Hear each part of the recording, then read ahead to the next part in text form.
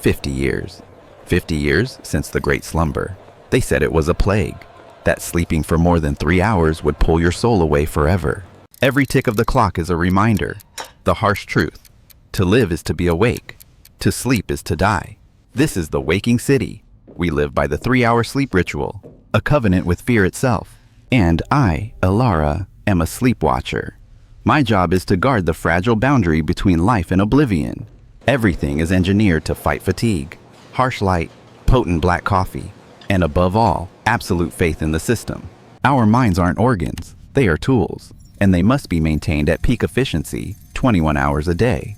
Every citizen is implanted with a monitoring chip. It doesn't just measure heart rate, it tracks the slightest shift in cognition. But sometimes, under this pressure, people simply break. Not from illness, but from the body's simple refusal. When someone's clock crosses the 3-hour mark, the city alarm sounds. That's when our real work begins. Slumber-induced fatality. That's the term. Death without blood. Just an inexplicable disappearance. Elara always accepted it. She was trained not to ask why, but only when. But deep in the shadows, one question always lingered. Why leave behind clothes, belongings, and memories, if it was simply death? Even in our wakefulness, we were prisoners of a singular belief.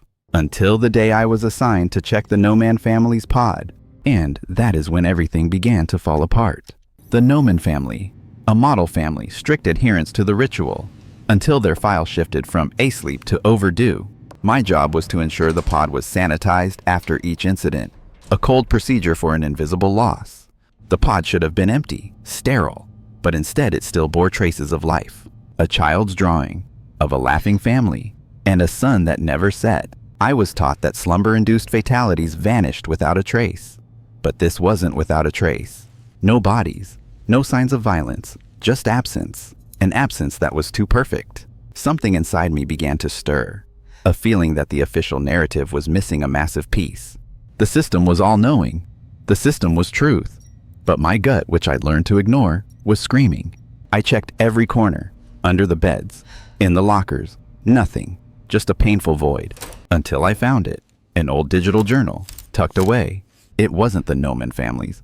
It belonged to someone else, someone who had died years ago. And that's when the door to truth cracked open, the door to the true dream. Back at my station, I knew I was breaking every protocol. But this journal, it was the first voice I'd heard from the other side of the abyss. The device was encrypted, not to protect a secret, but to ensure that no one, besides the owner, could ever read the truth. After hours, I found it. A cipher based on brainwave frequency.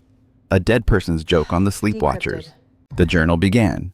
They said I would die, but I feel like I am about to live. The writer, named Sina, felt no fear, only profound exhilaration, a sense of release. Sina described sleep not as an ending, but a gateway. A frequency shift moving from the waking city to somewhere else. They are hiding us, Sina wrote. This isn't salvation, this is imprisonment. If sleep didn't kill them, then why was the system working so hard to keep us awake? I thought back to the Noman family, the child's drawing. They didn't die. They left. And I helped the system erase the evidence. I needed physical proof. I needed to know what the system did with the raw data of the deceased. Every trace was wiped clean, except for a single IP address, that of the former system engineer, Marius. Marius, the one who was eliminated for trying to readjust the sleep ritual. He was deemed a traitor, and he was my only hope.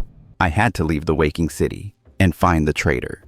The abandoned technical sector, the place the system called the dead zone. But Marius had turned it into his own illicit data hub. Marius, low raspy voice. You came. I knew a sleepwatcher would find me eventually.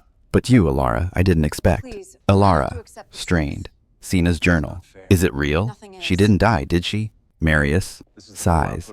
Death is a word the system invented for control. Everyone who slept past 3 hours, they transferred. He showed me the raw data. What the system claimed was flatlining brainwaves was actually an abrupt frequency shift. Marius.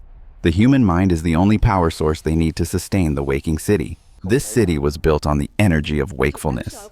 The fear of sleep turned us into the most efficient workforce. Marius.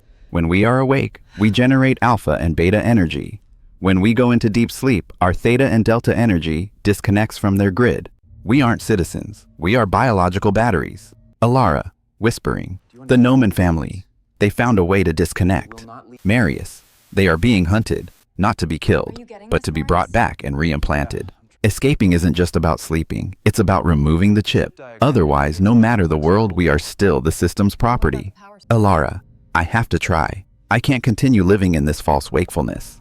Marius nods. Good, but you only have 5 minutes from the moment the chip stops. After that, the master alarm sounds.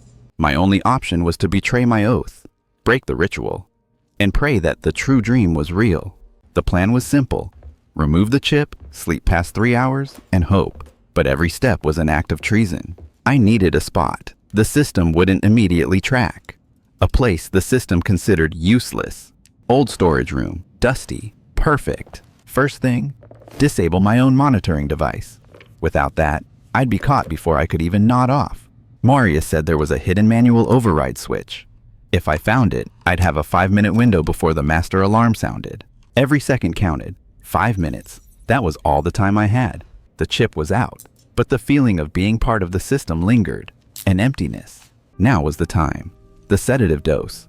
Just enough to overcome my chronic exhaustion. I inject it. A cold sensation spreads rapidly. Fear and anticipation mixed inside me.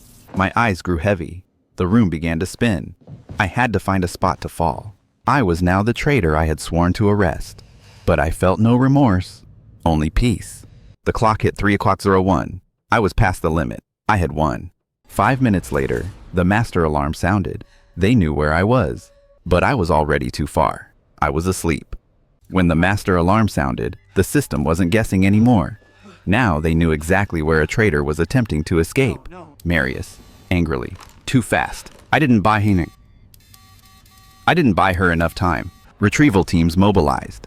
The soldiers of wakefulness programmed to stop any release. Marius couldn't help Elara directly, but he could disrupt the hunters. Automatic doors slammed shut. Pathways were rerouted. A guerrilla war had begun. Meanwhile, the primary retrieval team was heading straight for the old storage sector. Straight for Elara. Elara was still, but I knew her body was fighting. Fighting exhaustion. Fighting the system. The chase moved into the ventilation system. The hunters squeezed through narrow maintenance gaps. Marius had done everything he could. He was left only to pray. I see their flashlight beams. They are reaching the door. Retrieval leader, position confirmed. Traitor is asleep. Breach the door. The sound of destruction. The motor starting up to breach the door.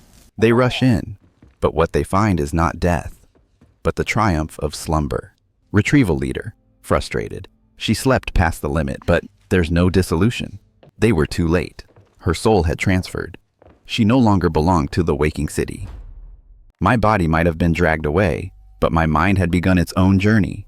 A journey across the chasm of frequency. The moment I removed the chip, I created a void. A void the system couldn't touch. I hear the distant alarm sirens. The sound of fear. But it's fading. But this transfer wasn't easy. My mind was fighting against 50 years of ingrained wakefulness. I see memory fragments. Moments I once believed. The 3-hour ritual. The salvation of wakefulness. Marius, whispering, echoing. Sleep, Elara. Don't be afraid. It is the truth. It is release. I had to let go. Let go of the belief. Let go of my role. Let go of the waking city. White light engulfs everything. A rush of warmth. I was passing through the gateway. The pressure subsides. Sound disappears. In its place, absolute quiet.